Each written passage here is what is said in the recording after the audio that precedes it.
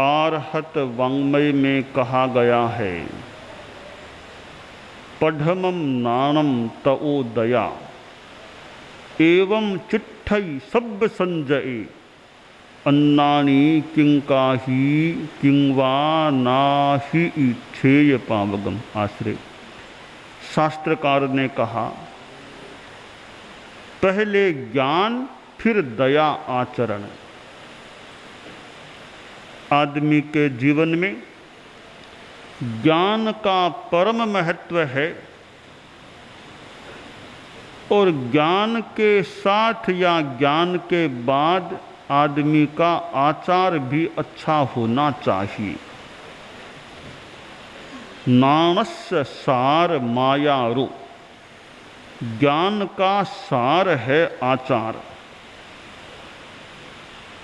विश्व में कितने कितने विद्या संस्थान खड़े हैं, विद्यालय, महाविद्यालय, विश्वविद्यालय। विद्यालयों में कितने प्रकार विद्यालयों के, प्राथमिक, माध्यमिक आदि। अर्थात ज्ञान ग्रहण करने का और ज्ञान प्रदान करने का कितना प्रयास किया जा रहा है। कितने कितने विद्यार्थी विद्या संस्थानों में अध्ययन कर सेवा करने में सक्षम बन जाते हैं।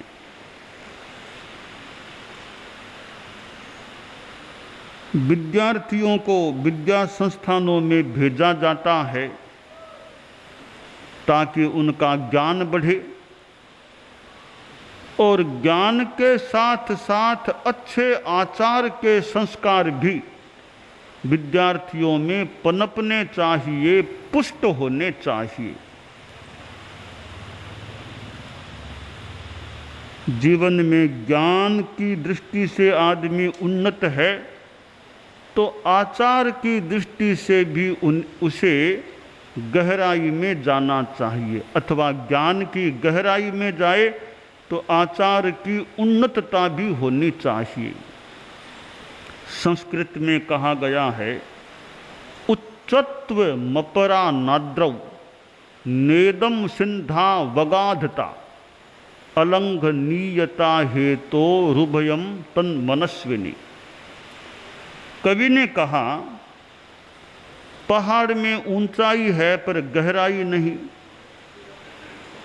सिंधु सागर में गहराई है तो ऊंचाई नहीं, पर मनुष्य में दोनों हो सकती है, गहराई भी हो सकती है और ऊंचाई भी हो सकती है। बचपन से ज्ञान बढ़ना शुरू हो जाए, अच्छे संस्कार पुष्ट होने शुरू हो जाए तो आदमी का जीवन कितना अच्छा बन सकता है। ज्ञान बढ़ जाए और भाव अच्छे न हो तो आदमी सुखी नहीं बनता है। उपाध्याय विनय विजय जी ने कहा है शांत सुधा रस में, स्फुरति चेतसि भावनया बिना न विदुषामपि शांत सुधारसः न च सुखम कृशमप्यमुना बिना जगति मोह विषाद विषाकुले।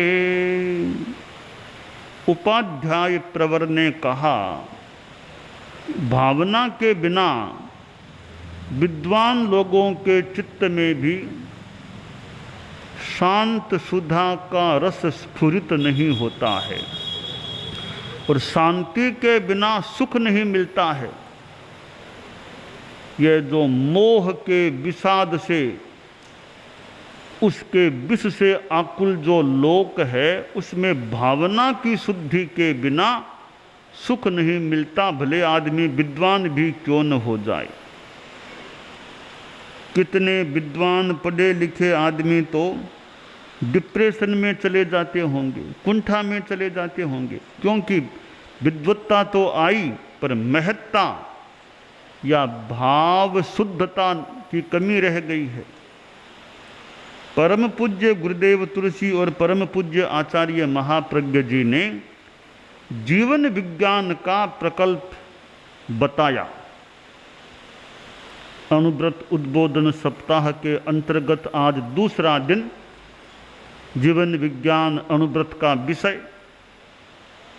अनुव्रत जहाँ छोटे छोटे नियमों की आचार संहिता है, वहीं जीवन विज्ञान में प्रयोग की बात भी खास करके शिक्षा संस्थानों में बताई जाती है या जुड़ी हुई है। विद्यार्थी कुछ प्रयोग भी करें कि श्वास कैसे लेना चाहिए। प्रश्न हो सकता है इसको क्या सीखना है, श्वास तो अपने आप ही आ रहा है जा रहा है, इसे लेना छोड़ना क्या सीखना है। तो श्वास लेना भी एक कला। विद्यार्थी बैठे बैठे लंबा श्वास लेने का अभ्यास करें। लंबा श्वास लेना, लंबा श्वास छोड़ना एक श्वास लेने का प्रयोग है। और महाप्राण ध्वनि करें तो वह भी एक सहज में श्वास दीर्घता का प्रयोग हो जाता है। और छोटे छोटे प्रयोग जीवन विज्ञान के महाप्राण ध्वनि का प्रयोग है। सीधे बैठ करके, रीढ़ की हड्डी सीधी, मेरे सामने बालक बालिकाएं हैं, मेरुदंड सीधा, गर्दन सीधी, ठीक है। अब ध्वनि इस प्रकार श्वास भर करके फिर श्वास छोड़ते हुए भ्रमर की जो गुंजन की ध्वनि वैसी आवाज बिना होठ खोले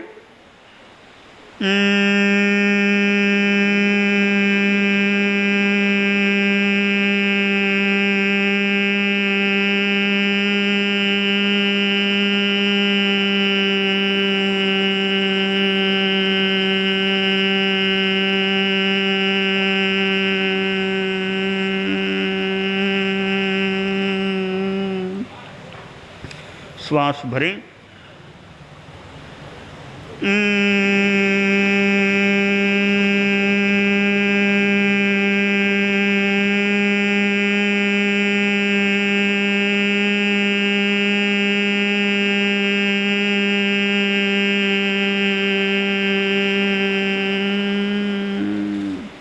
श्वास भरें।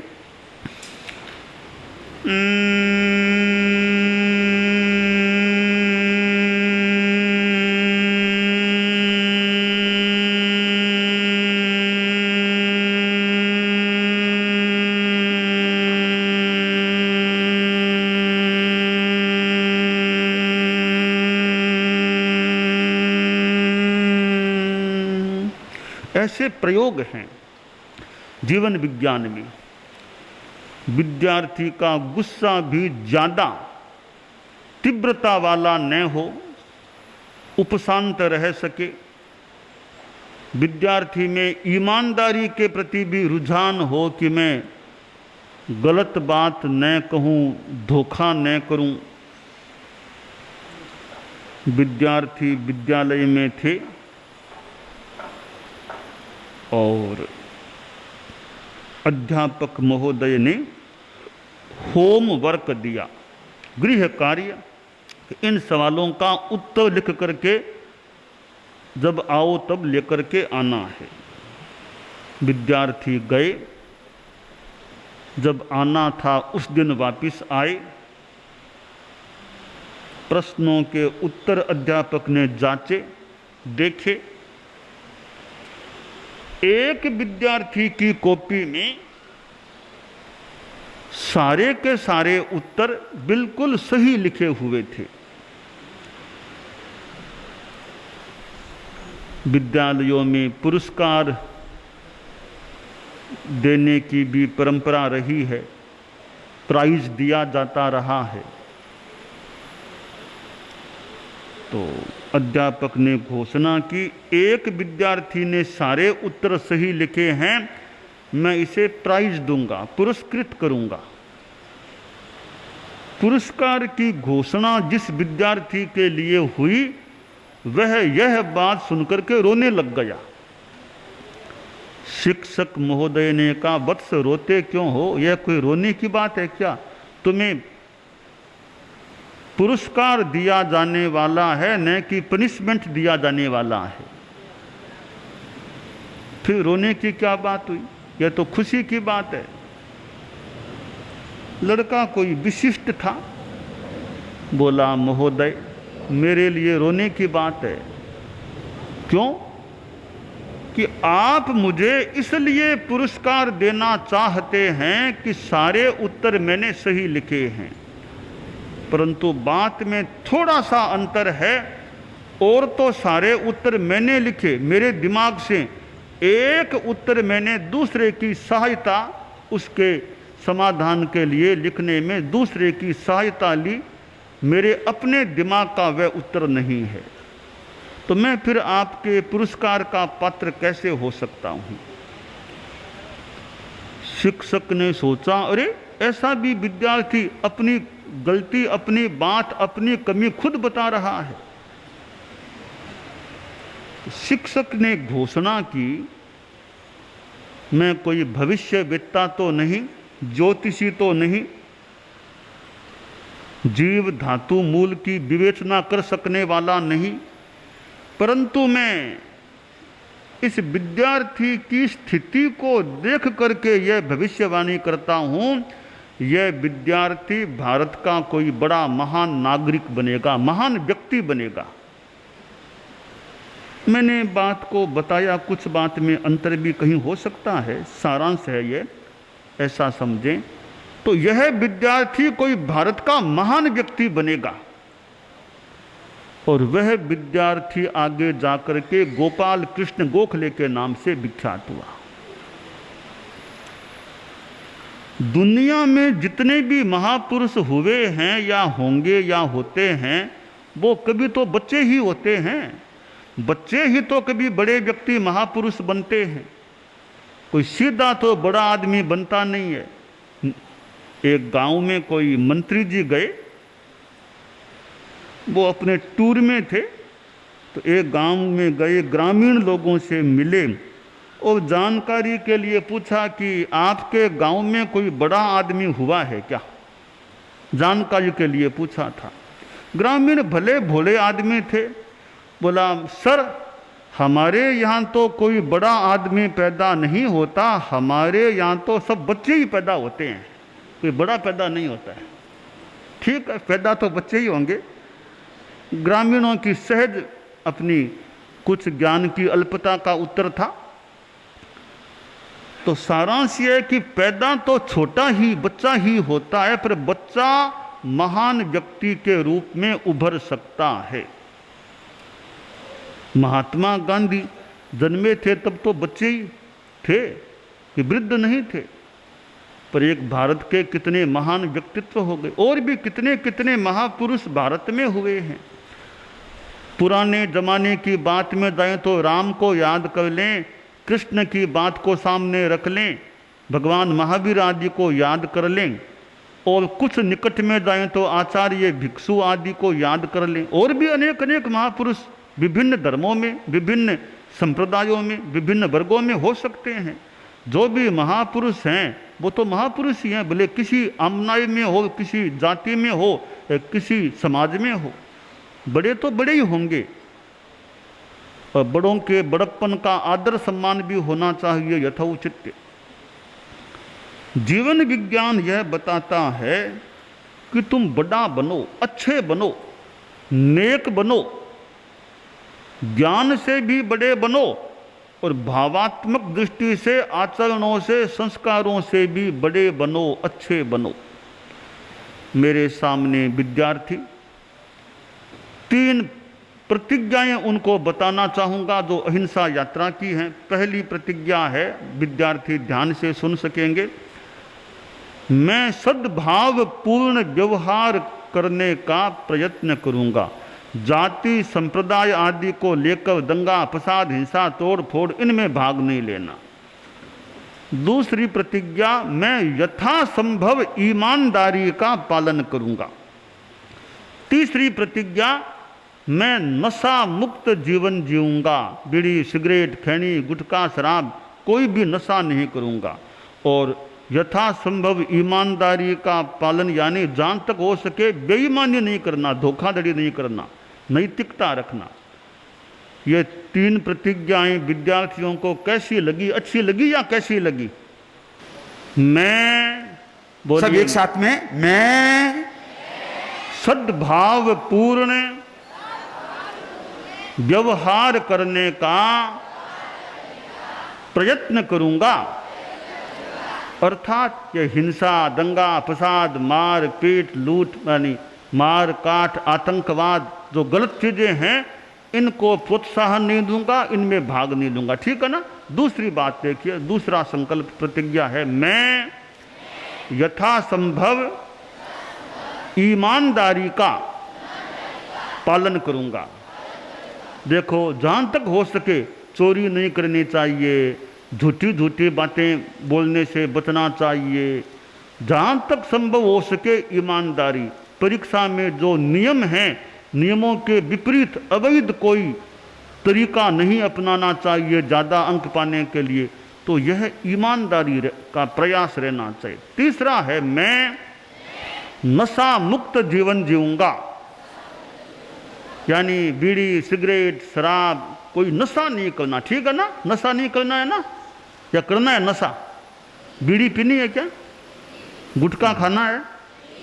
बिल्कुल नहीं ना। बोलो, मैं नशा मुक्त जीवन जीऊंगा, शराब कभी नहीं पीऊंगा, बीड़ी सिगरेट कभी नहीं पीऊंगा, गुटखा कभी नहीं खाऊंगा और कोई भी नशा नहीं करूंगा। ये 3 प्रतिज्ञाएं हैं जो तुम लोगों ने उच्चरित की है। उनको पालने का, याद रखने का भी प्रयास करना, यह काम्य है। ठीक है ना? ठीक।